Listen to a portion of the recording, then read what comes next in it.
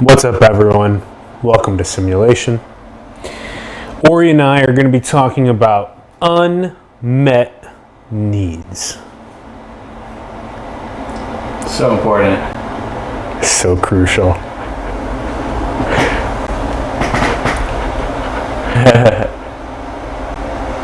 Ori has spent the last couple days since I've come back from doing those interviews in China, just identifying aspects of my being that can use improvement, and he's been calling me out. And one of them was the unmet needs. Do we want to get specific with my unmet needs and give this as like an example? Should we start with like more high level? What inspired you to shoot an episode on unmet needs?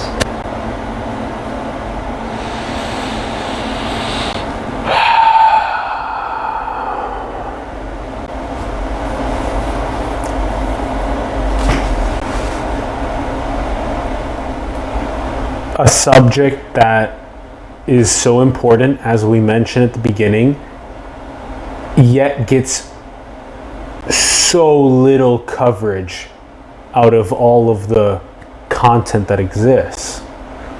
And so to be able to just talk about something that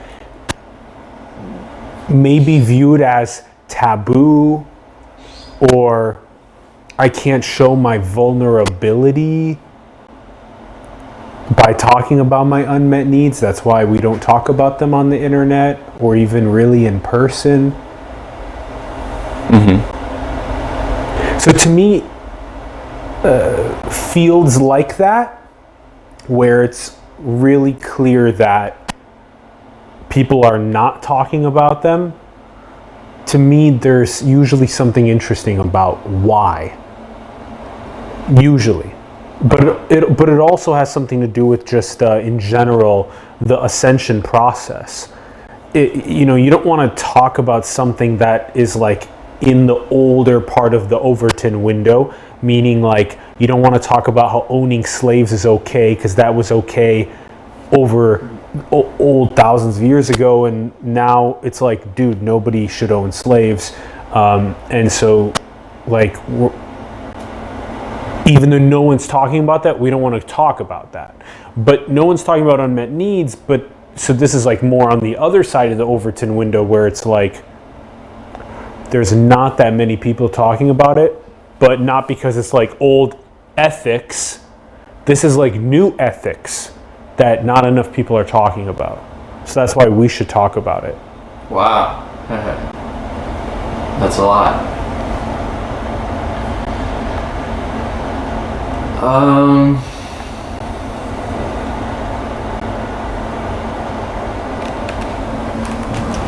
Let's quickly fix this so that it, so it's pointed upwards.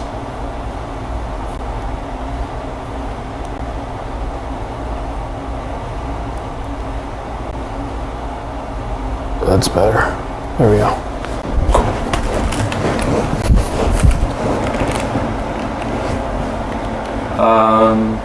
Yeah, it's a great topic. I think that unmet needs could be a key focal point to, it's like the key focal point to purifying ourselves and becoming better vessels to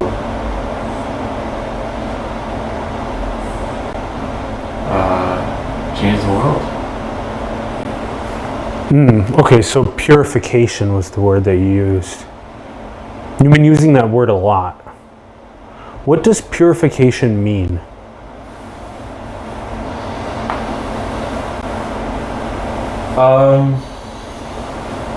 Purification means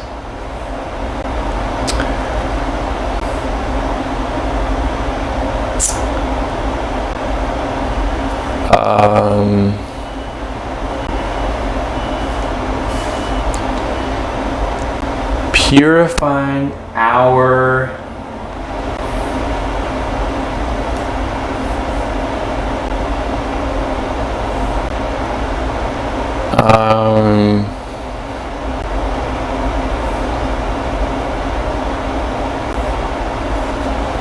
What does it mean to you? The classic.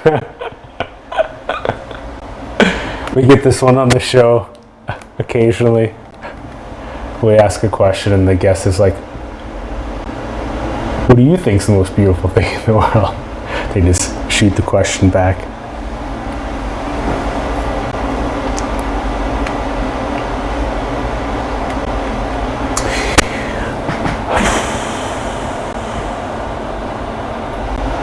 It has something to do with karma. I love that thought. Say more. Yeah.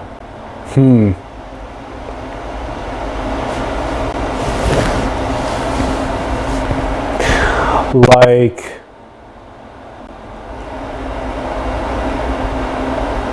undistorting our essential will. That's good. Yeah, that's where I'm about to take it too. So, as you manifest your ultimate destiny and mission purpose into the world, purification is the process of removing bad intent and bad actions and increasing good intent and what is bad intent? That's a hard question. What is good versus bad? Yeah. To me, it's unconscious intent.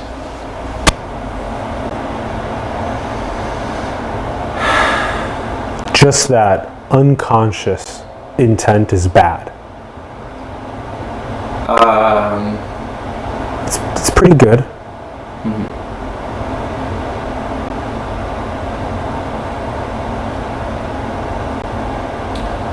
Like when we're talking about needs. When we meet our needs, we can become more conscious to more of our needs. We can become more aware of our greater needs and our more expanded needs and our more transpersonal needs.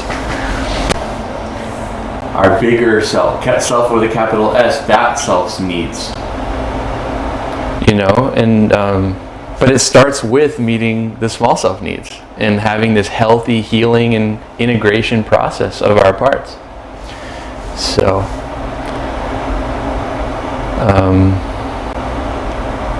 yeah.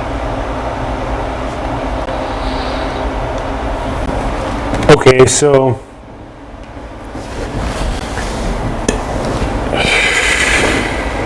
it could be that we have a process of purification that could be said is to clear away bad intent, bad actions, bring forth good intent and good actions, and as you described it, conscious intent and conscious actions.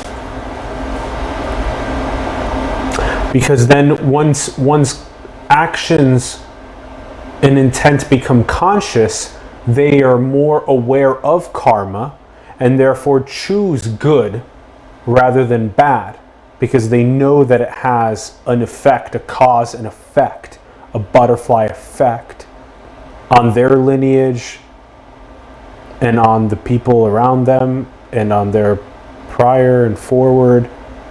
Yeah.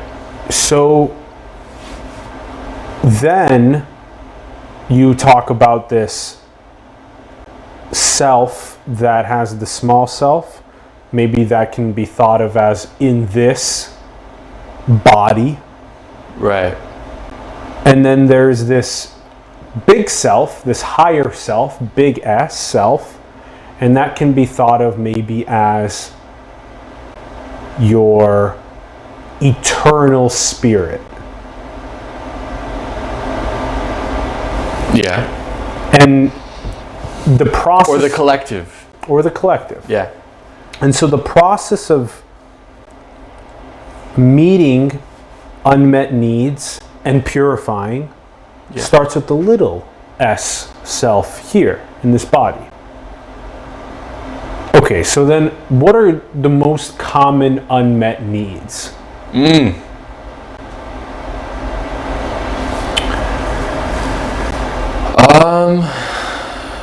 That's a great question. There's a bunch.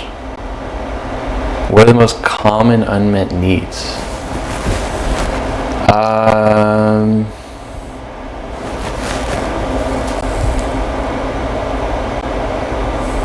Common unmet needs. I think the essential one, you know, you could list in emotional needs like the need for touch, the need to be held, the need to hold another, the need to do this, but if we go really essential about it, I think it has to do with witnessing. Consciousness itself, seeing itself.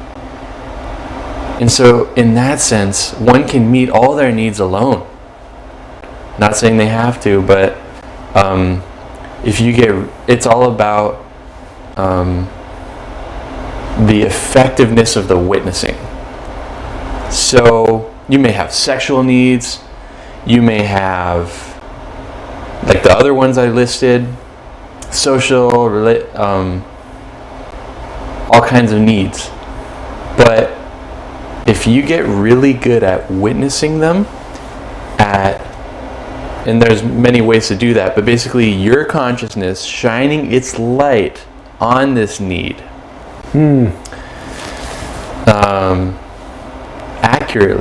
accurate witnessing, then they tend to dissolve, they tend to heal, they tend to integrate, and it's healthy. And that's purification. Ooh, interesting. Okay, so there's a myriad of unmet needs that are pretty classic for people. I believe there's still upwards of 1 billion people on the planet that don't have access to clean water on a frequent basis. So that's still an unmet need. That one is very primordial, very basic. Then there's like the developing world needs. And like the developing world needs typically land in the categories you were listing about, like love, touch, being held, touching others, etc. Like, yeah. Okay, and then there's probably a ridiculous amount more of the most common unmet needs.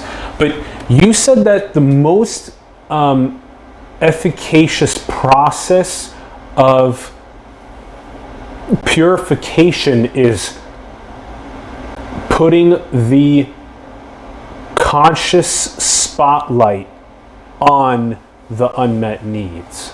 Yeah. So let's give an example. So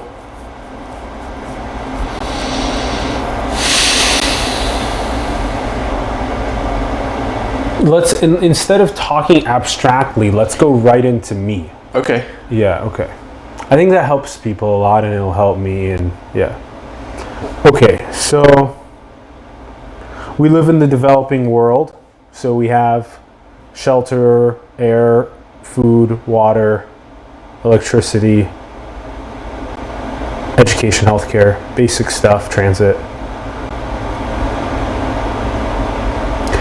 But a lot of people in the developing world still need the basic need met of greater financial security so that they don't become financially ruined with even a tiny bill they can't pay their rent. So stuff like that. It feels like our project is finally, slowly after 2 years, making its way out of that. Like a $500 bill wouldn't make it so that we wouldn't be able to pay our rent, which it like feels incredible. Okay, so now that's met, and so now it feels like almost like this next bit of escalating unmet need that's within me probably has to do with how there's a couple right now that we've been talking about quite a bit. Like one of them is this longing for a twin flame of sorts. Mm. And that's kind of like what it's been like now, like more popularly called, which I like that a lot more. I think it's a lot more accurate.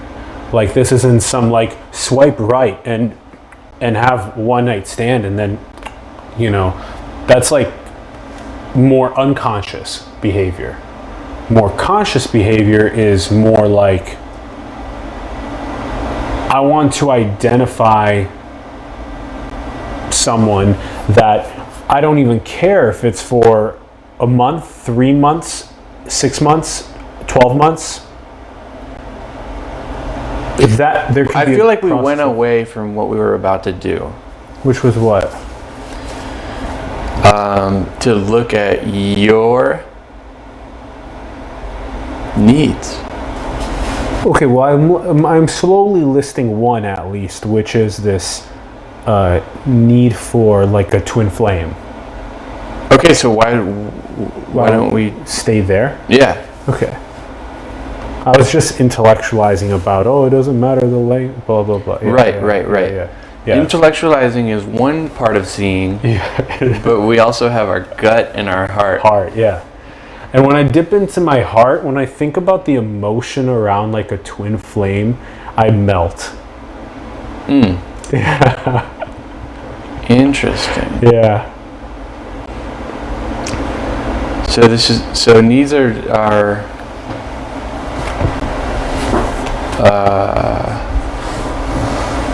you melt. Yeah.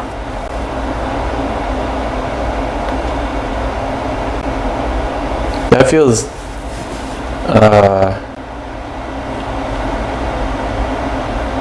that's cool. So needs have a lot of richness under them. Yes. Yeah. So needs can really transform how we feel, and they're so real, they're so juicy, they're so worthy of being worked with. Yes, they are. You have melting and ascending is another one. That's part of that whole twin flame process. Yeah. You kind of melt. Yeah. Because one of the things about this is now, I think, becoming more and more people are putting their spotlight on this, especially like really well-studied philosophers. And I think it's very fascinating. It's the phenomenon of when you're in that moment with a twin flame, that everything outside of the moment ceases to exist. You know what's interesting? If I can share? Yeah.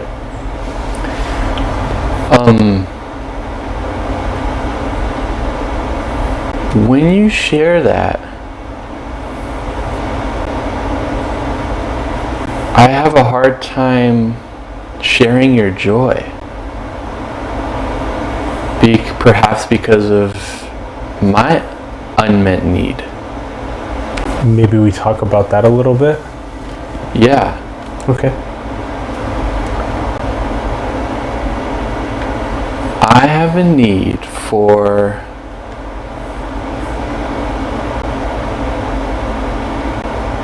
and maybe this won't be on the list of needs in a book, but the thing that comes up is like the phrase rightful place.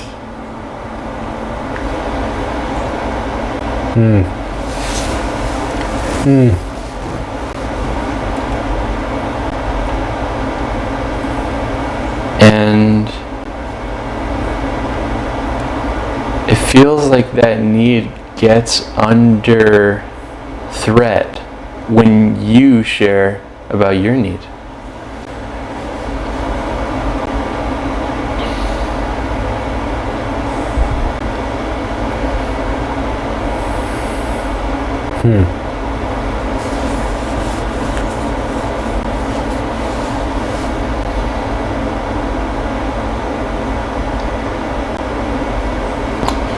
Interesting. Now, I probably have some explaining to do about what I mean when I say rightful place.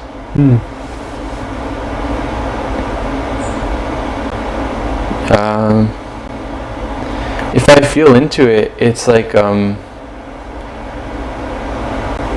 just wanting myself to be undistorted. My expression in the world, or in community, or in relationship, or on video, to be undistorted.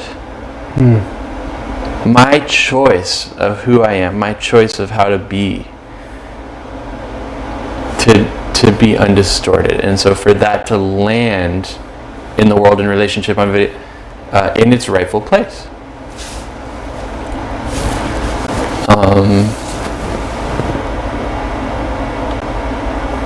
And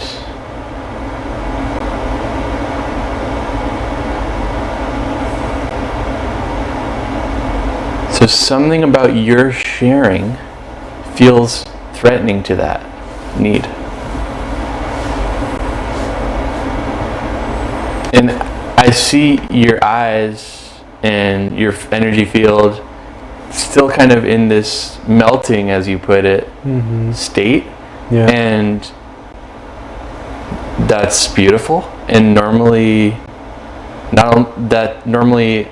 I would share that.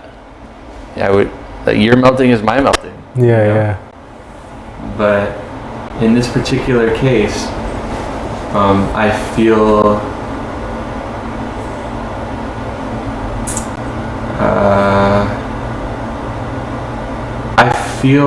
like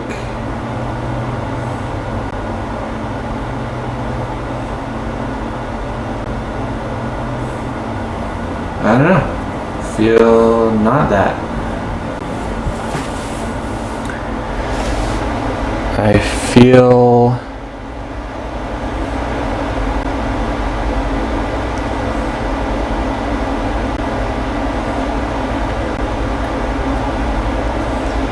like vigilant. Like I feel like I'm scanning, and I feel very alert about my social perception, and perhaps the one that I want to have.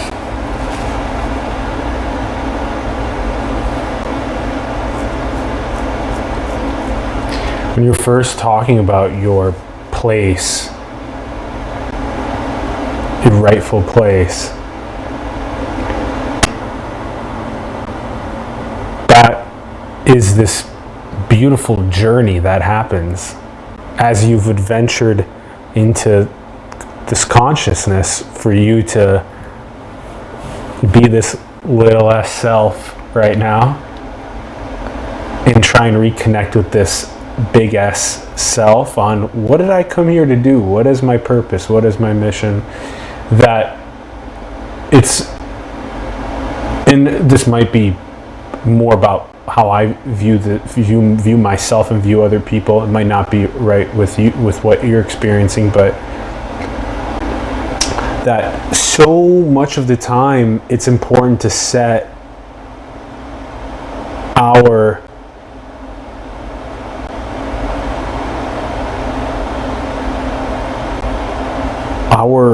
love for the journey, for the process of becoming along the way, moment by moment, into the rightful place. And each moment is a rightful place.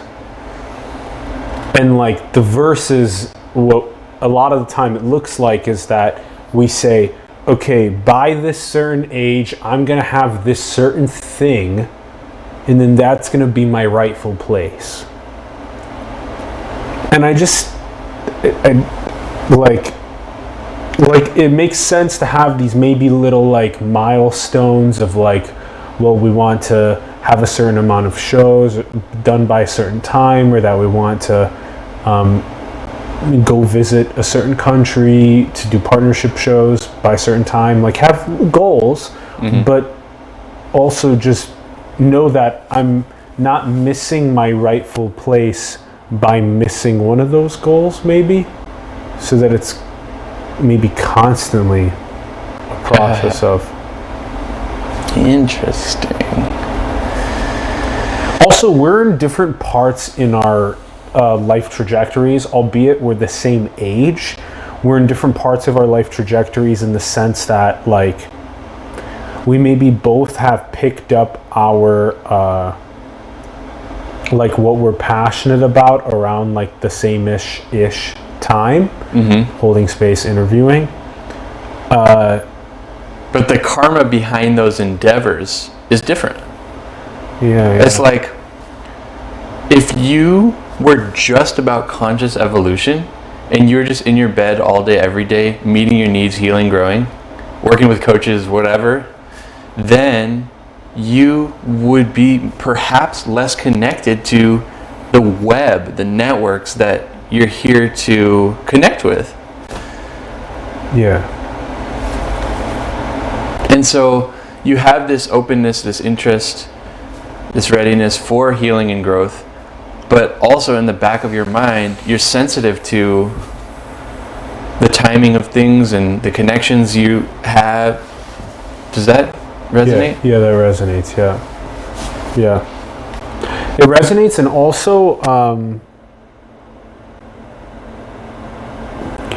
it may be that part of the reason why my unmet need of having like a twin flame to endeavor with on the mission for however long it may be,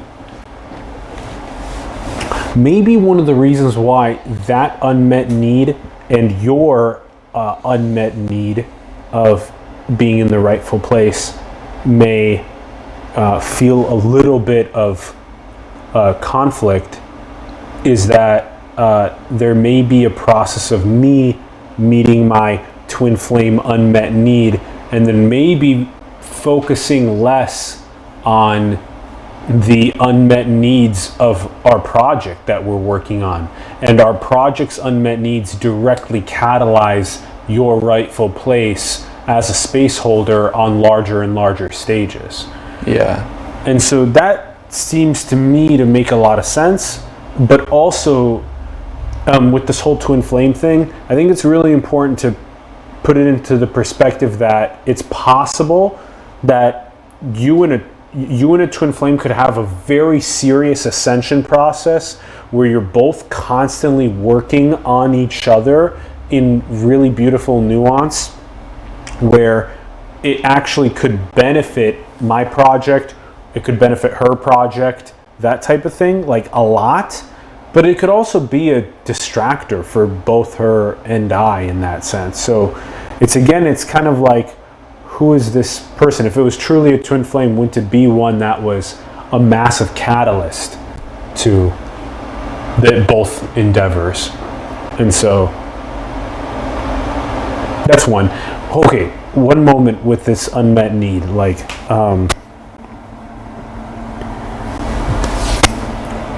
one of the unmet needs was this like twin flame thing, and one of the aspects was that melting, and the other aspect was that ascending. So these like beautiful harmony of that. But also another unmet need that I think is like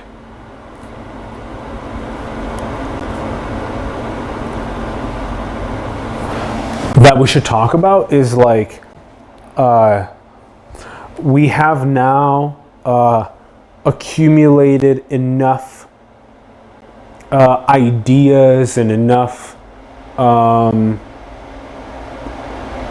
especially ideas around content distribution and ideas around how to awaken other people and inspire other people around the world through content distribution, that there's like a very small unmet need right now. Maybe it's actually massive unmet need with having that bit more of financing to bring on a rock star full-time video editor to help us with the distribution and of these syntheses and dissemination of them.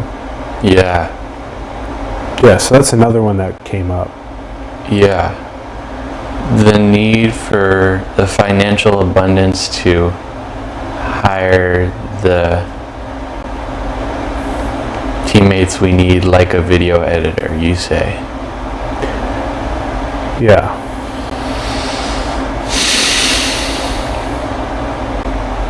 You know, the other day we were going into this and we uncovered a deeper need. Yeah, so let's unpack. What was it? Which was maybe the need for having enough.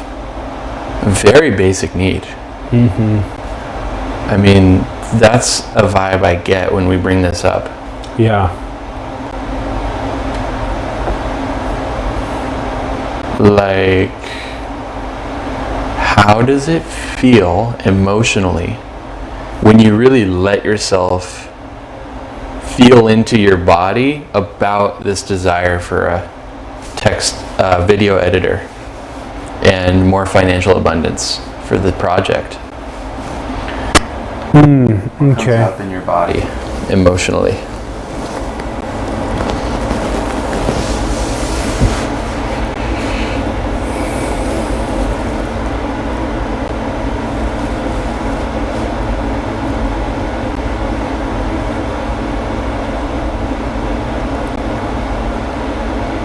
Like both that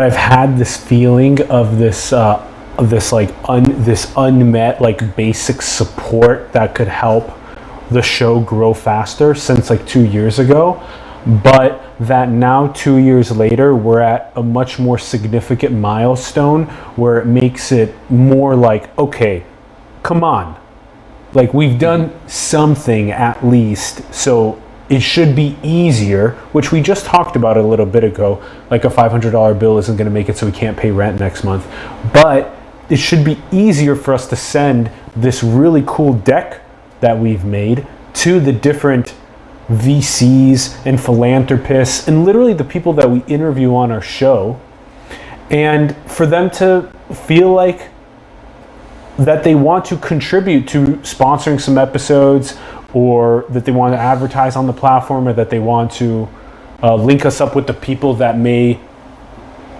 want to invest in what we're doing. 10K, 100K, $1 million can help move things along with what we're doing quite a bit. Right. At the smallest levels with a little bit of video editing, and the medium levels, maybe a video production team and starting the TV series. And in the bigger stages, we can do movies, we can do books, we can do multimedia content, we can build a full-fledged recording studio in a beautiful house and travel to different places and procure guests of different calibers from around the world. Yes. And it makes it so that we don't have to, in this sense, now we have a next worry, and our worry isn't a $500 sudden bill, but our next worry is maybe something along the lines of like, well, instead of having like $2,000 of like monthly reoccurring revenues, if we had $4,000 of monthly reoccurring revenues, we wouldn't have to worry about this potential. We have an empty room right now, and this house could go on the market for significantly more money than what we're currently incubating it for. And so that's also something that we have to be very aware of. Like with that little bit more money, we could come up with the funding to take the whole home.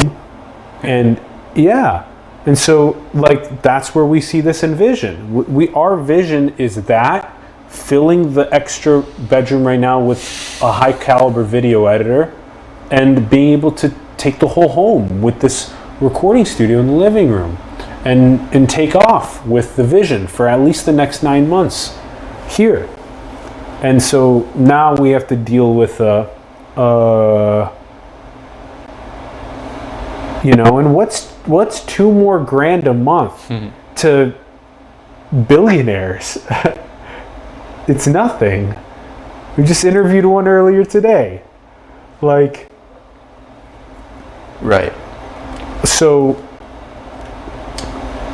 this is another unmet need, is this feeling of greater creative expression and potential and ascension and growth with the slightly bit more financial resources that enable us to go to the next level. Yeah. Yeah. Yeah. Thank you for sharing.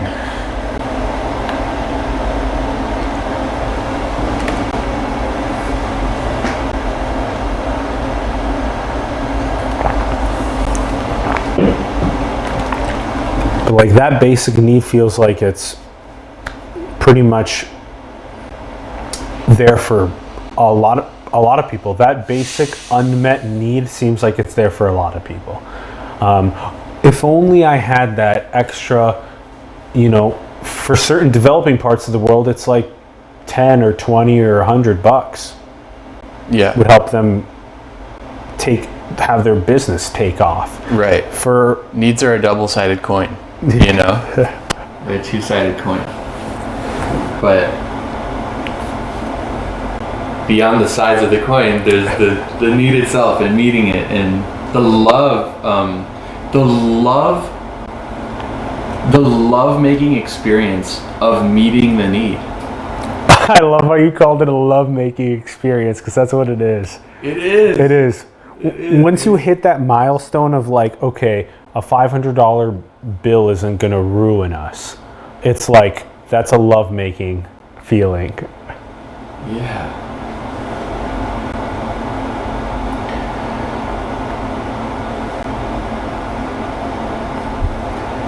That also, in a sense, is kind of what you were referencing, I thought, with this rightful place. Like, if it's a love-making experience every moment of ascending into the rightful place. Yeah. Yeah. Yeah.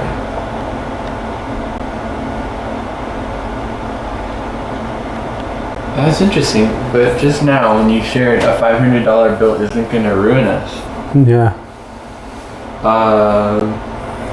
Again, I had a hard time sharing your melting, beautiful state. You know? Why do you think that is? Well, because there's an element of unconsciousness with that bliss. Let's talk about that element of unconsciousness. How do you see it?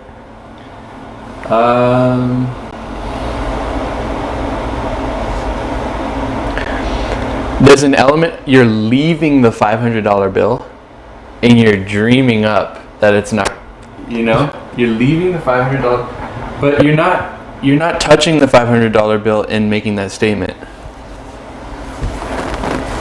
What does that mean? Like, if I was...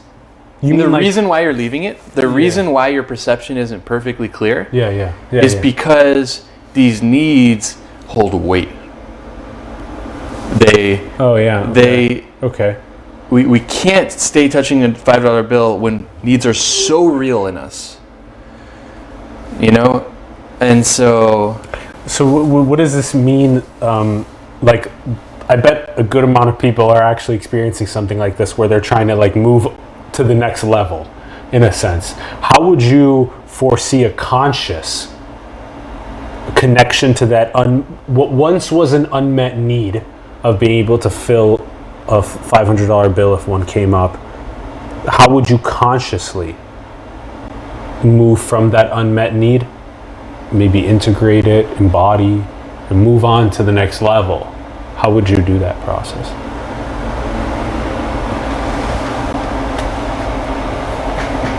Can you ask that again more concisely? So maybe like level 5 is being able to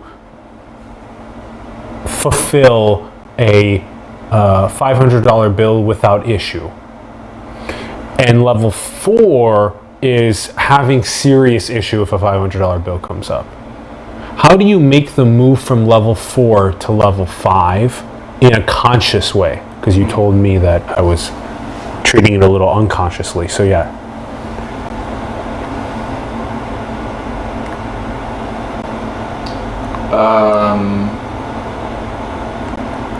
AKA, how do you skillfully integrate like unmet need? Yeah. You actually taught us about that. Put the spotlight on it, right? Yeah. So I'm not consciously enough putting the spotlight on the $500 bill. Yeah. Okay. So how would you consciously put the spotlight? Would it be like, you have done a lot of practice with journaling, a lot of practice with grief. So would it be like that as well? Or how could I practice consciously putting the spotlight on that $500 bill? Maybe reflecting back to the experiences where $500 bills really did stress me out a lot. Yeah, these are good. These are good. Has your need behind the question been met? My need behind the question, by you validating how I felt about maybe it's journaling or grieving or reflecting on those experiences when it did cause a lot of stress, that $500 bill. I like that. That seems like it would be helpful. Yeah. Sweet. Yeah. Okay, but then you also. So let's list these things. Okay, so if you journal or grieve or reflect on the periods of time when $500 bill did stress you, that's one of these unmet needs and how to put the spotlight on it and ascend more integratedly. And then there's, let's say, this other unmet need, which is this, just like twin flame one, let's say. Like, how would you recommend me or other people to do something like dive into their unmet need? Yeah. Okay. Yeah. Well, I'll just pause you because as you're sharing all this conceptual content, Yeah. I'm feeling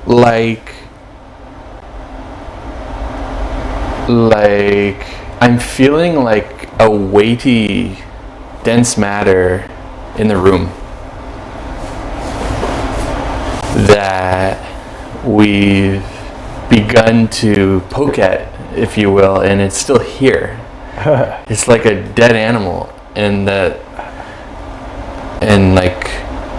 it's just like sitting on us, and like it's here for a reason. And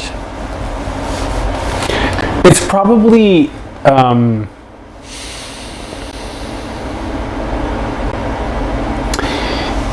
maybe it's this. I'm gonna go ahead and share. I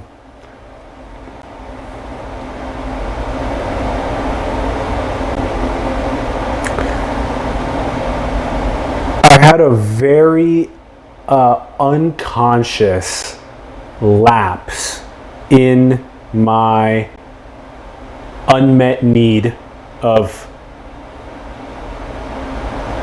twin flame sexual proclivity. I had a very unconscious lapse. I'm wondering if that's what it is. Yeah, and it's like, what was present causing you to lose touch with? Yes. What was the deeper, denser matter that you were working around to function? What is this deep, dense matter? I actually had another minor unconscious lapse today. I mean, it just keeps happening, honestly. That's the thing. So this is beautiful because there's all this stuff I want to share around it, which is, but I wonder if I should right now. Because, yeah, back to the matter at hand. Okay, you can choose whenever you want to pull that up. Interrupt me in if you want to share. There's there's this like major unconscious lapse in sexual proclivity that wasn't even associated really deeply with the twin flame. Like the twin flame is some like really like ideal spiritual ascension with another being that is also like deeply romantically intertwined, okay? And then there's literally like the opposite of that, which is like the deep primordial urges of monkeys to fuck. Yeah, I like how you described it with deep and primordial. And like for me, it's really hard to consciously ascend past the deep primordial monkey urge to fuck. Yeah. It's like a humanness or even an animalness. Yes. And it prevents you from transcending both. Ooh. Yeah. On a full embodied level. Yeah. You want to know what the other one is? Yeah. Just quickly.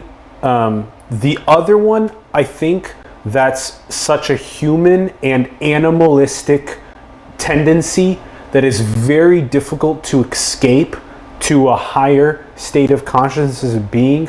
The other one, I think, for me at least, is food. Food is the other one for me. Mm-hmm. Yes, I can fast for a day. Yes, I fasted for 3 days, once a month-ish, and that feels great. It feels empowering. Pause. Yes. Is the monkey still here, wanting you to express this other thing? Well, I'm getting there. These are totally inextricably linked. Yeah. I must explain this one as well. Okay. And there's a third example here that I think is actually also linked to the other two, but that I have actually done a good amount of self-work on. Okay, so I'm serious. So this could be pretty good. So there's this here's an unmet need of sexual proclivity, and at the highest point, like deep spirit. I think deeper than sexual proclivity, it's actually just emotional. It's it's a malnourishment. You know, you talked about food. Yeah. It all comes down to like food or emotion or like just life energy. So it's like a malnourishment. Interesting. And with proper witnessing. Interesting. Okay. Yeah. Maybe you should continue on that for a bit. Okay. Because that's what I think it feels like for a lot of people, this malnourishment. Like, why do we look at someone on the street in a way that is deeply primordial?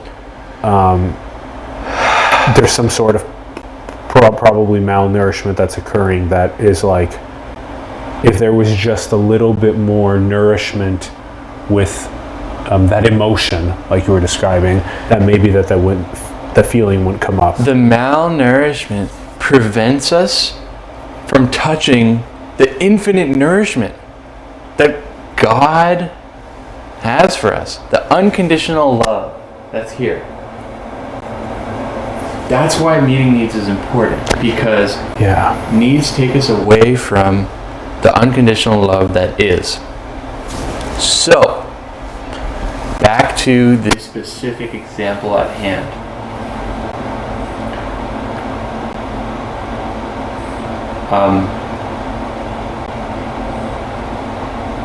What's it like to be with, and this is so, people may not realize, this is so, like, you know, you could call this like a root chakra, like the lower chakra. It's like close to like your survival.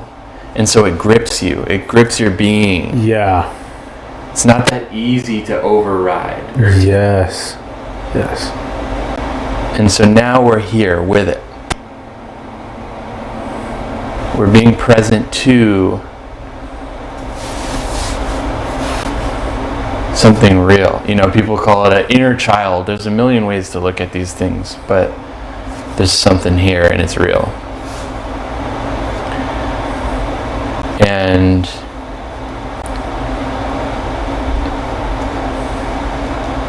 it's dense. It's human or animal. And it impacts your expression. Totally. It impacts your embodiment of your soul or higher self. Yes. And so now we're with it. We're curious about it. What's your relationship with this thing? This is good. It actually leads into that exact point that I was getting to a couple minutes ago. You mentioned this really good point along the way that I just have to talk about quick, which is that the unmet needs strip us away from the unconditional love, this God-like unconditional love that permeates everything. And that's why it's so important to meet needs. I really like that a lot. And then, what is my relationship to this density and this like root chakra feeling, it just gripping me? One of them is on the this primordial sexual proclivity, and at its highest state can be seen as like a twin flame ascension. The second one is food, and in one aspect it's eating literally as an escape, eating really unhealthy foods, eating them excessively frequently, binge eating. It's a victimless crime. You know, the food's the victim. I think that gluttony might be like there might be some sort of like a victim there. Although I get what you're saying with like victimless, I still would like to say like you have to slaughter animals if you're like, you know, there is a victim. Yeah. Like or stripping plants of their life so you can consume them for the energy that they've taken from the sun. Yeah. So just on quick, just I want to see if I can knock these three out. The second one has like this, gluttony, addiction to food, and then on this higher ascension of consciousness around food could maybe be something around like healthier eating habits that are way more rare, only when you need nourishment and not like overly excessive. And needing nourishment is arguable, like you only need like a handful of almonds and like a banana and like a handful of spinach and you're like pretty good for the day. So like there's some really serious stuff to iron out with our habits of eating excessive amounts of food 3 times a day that are okay. Then the third one, right? So let's say I have some issues with the first one and some issues with the second one still that I need to put my spotlight on and work on that self-work with those two. The third one, the third one, and this is the final one, for me at least, I was literally just thinking about this today. This one I've done better at. And so this is a different example, I would say. It's in the same buckets, but a lot of people are choosing to endeavor into alcohol, endeavor into cannabis, endeavor into all different types of psychedelics, tobaccos, just basically trip jumping. They got to jump from alcohol trip to cannabis trip to mushroom trip to smoking cigarettes to just jump. And it's the same thing with food and sex as people jump to those trips. But and so with the drugs one, with the mind altering substances one, that's one that I think I have a pretty good grip on that deep lower chakra that's constantly trying to get me to have that beer with everyone, drink that glass of wine with everyone, or smoke that joint or blunt with everyone, or take the LSD or the mushrooms or whatever. And I'm just like, no. And I'm feeling hella good about it. I'm just like, yo, the fact that I stay this sober on a daily basis is making my intelligence just super deeply compounded on what I'm learning every day, and I'm not like messing around with my brain activity. Less gunk in your vessel. Yeah, less gunk in your vessel. In a sense. So I have some gunk maybe it's interesting, with the first Alan, two. because when these needs arise and we're like present to them instead of suppressing them and like just brute forcing our functioning, then we become impaired, you know? We realize like, holy shit, there's a reason why I wasn't meeting these needs, or why I wasn't like witnessing them and healing, because they're so like real, and so they impair, like we become impaired temporarily, you know. Our brain function gets slower, and it's like we're drunk.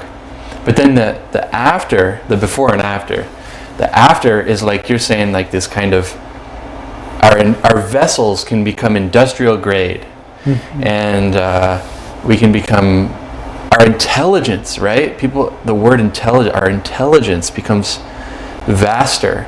Our capacities, and yes, yeah.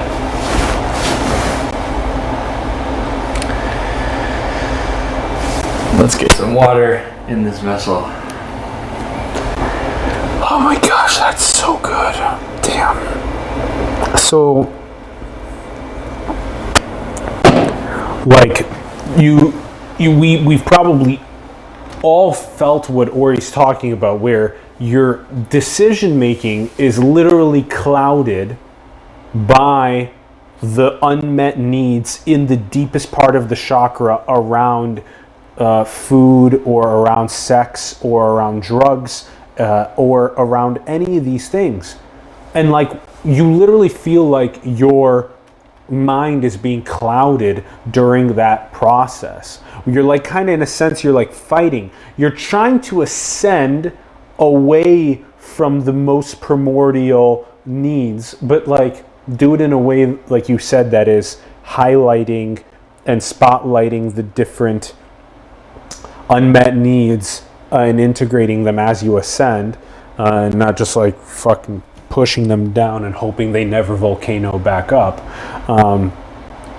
Because in a sense, I've had that experience several times where I'm just like push, and then all of a sudden I'm like on a streak of doing something around sex or something around food that is just not conscious, because I've just been pushing the shit down. Yeah.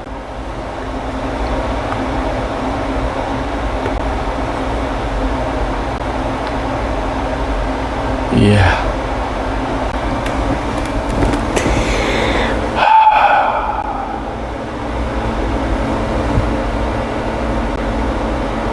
When those are not fulfilled, the unmet needs, we don't have as much of a capacity to commune with God and with the divine and with unconditional love. Yeah.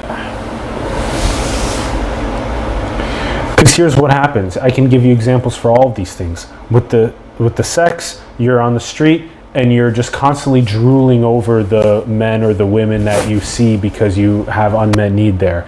With food, instead of taking the food and literally respecting how it's nourishing you while you eat it and being grateful for it, you're just shoving things over and over again into your mouth. And the last one, like with drugs, instead of being like, okay, for this one ceremonial every 6 months occasion, I'm going to intake a very small amount of a substance that is very small, that's just going to feel and ceremonial, see what happens, versus like literally going from trip to trip to trip, like multiple times per week, trying to ascend through trips over and over and over again. Like there's like deeply beautiful ways, godlike ways to commune with sex, food, drugs, and so many of these other basic unmet need categories, but in many ways we're behaving, I am, on especially two of them, less consciously than I should be. And this is a beautiful lesson for me to meet those needs more deeply. And then that will affect myself, my relationships, my family, my everything, with just a deeper, more godlike feeling and less unmet basic needs feeling.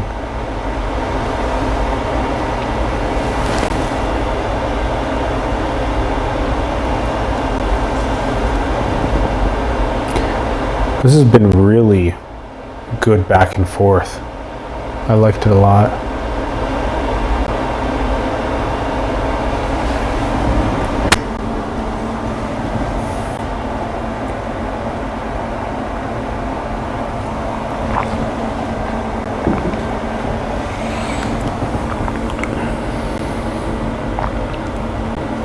Do you have more you want to share?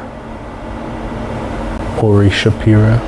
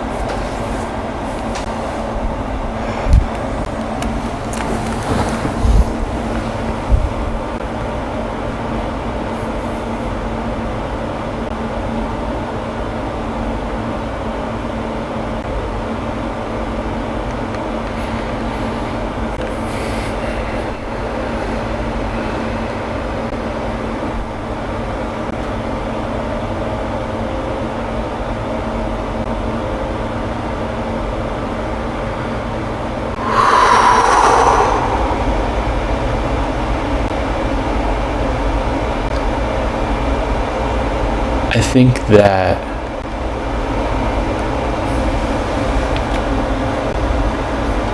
the next world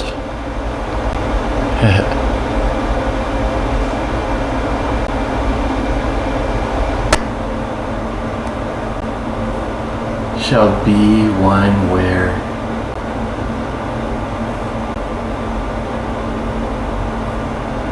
those who work with their and others' needs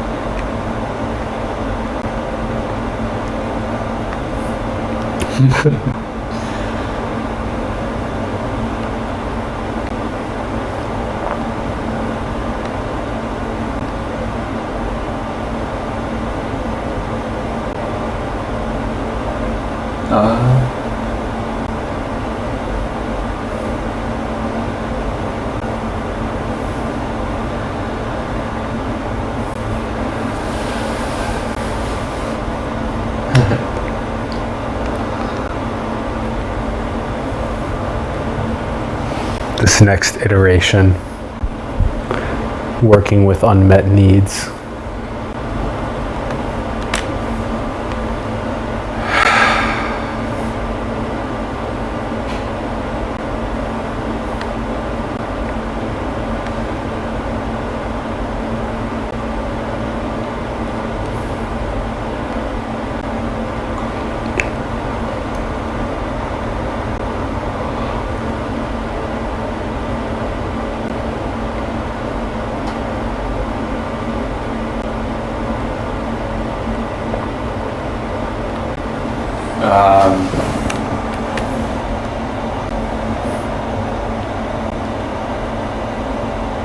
And therefore have the space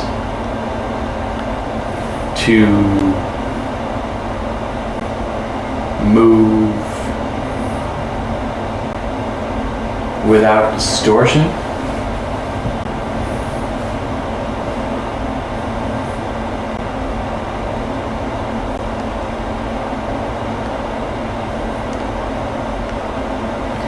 They should have a say.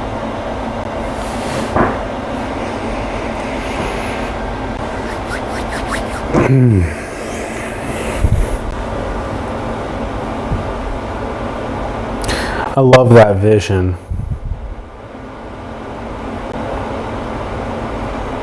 More space for meeting unmet needs. Love that. What do you think? Cool on rapping? Yeah. Aight. Well, that was a lot of fun, everyone. Thanks for tuning in. We greatly appreciate it.